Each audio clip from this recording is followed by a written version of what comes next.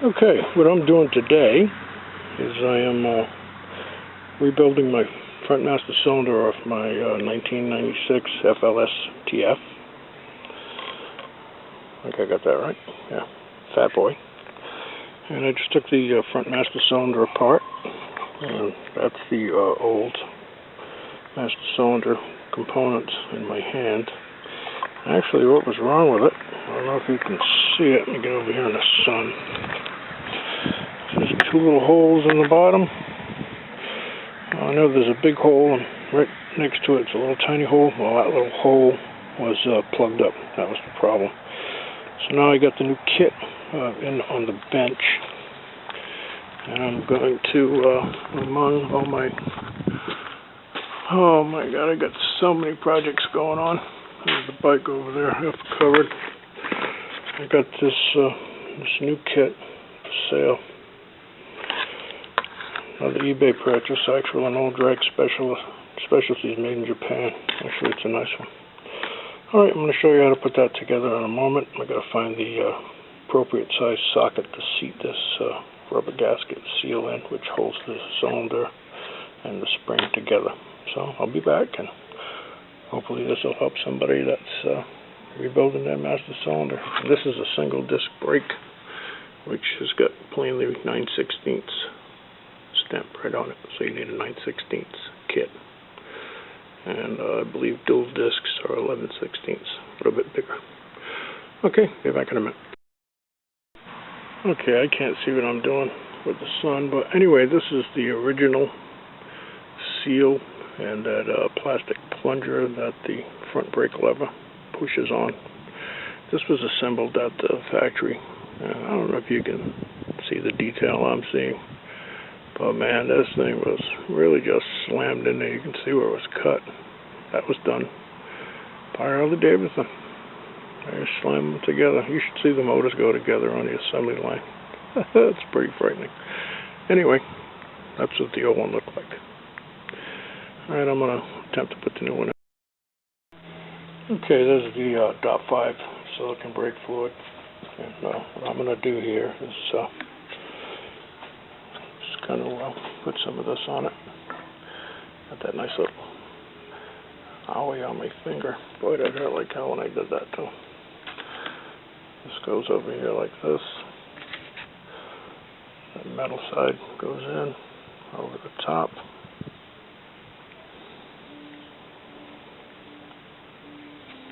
There we go. And I have a spring inside there. This has to go in over the spring. Hopefully I'm catching this. It goes in like that. And this is where the fun begins. You got to push this plunger down. And I found this 5/8 of an inch spark plug socket, which is actually going to do the job nicely. So I need both hands, so I got to cut the camera off. I'll show you when it's back together. Okay, I don't know if you can see this, but this is my little contraption I made, which is a 4-inch clamp piece of wood over the end where the brake line goes. Hope you can see this. I can't see it because I'm in the sun. And that's a hardened socket. I think it's a 15 millimeter, because it was a perfect match for the bore where the seal went. And I just wiggled it around, little by hand, gently, tightening it with this clamp. And that's how I got it done. This piece of wood here protects this, where the ring goes for the brake line. And then there it is, all installed, ready to go back on a bike. Had you been watching that, you could have increased your vocabulary dramatically with unhealthy words. Okay, I'll be back in a minute. Okay, I'm just going to have to hope I'm catching this. I've got the brakes on here now. Of course, can't find my wrench. And I did my little loose brake line trick once again to get the juices flowing in the right direction. you can see, fairly hard. This is where a helper would be nice. Just put that down there and just crack this loose for a second. Yeah, it's peeing nicely all over the paper towel. Bring it back up. Oh, that's amazing. This is beautiful.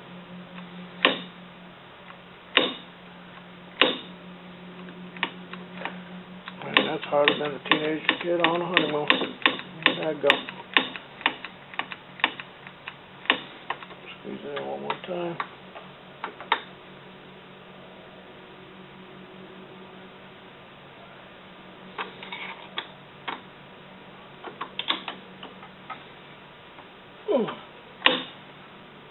Oh, fantastic. Okay.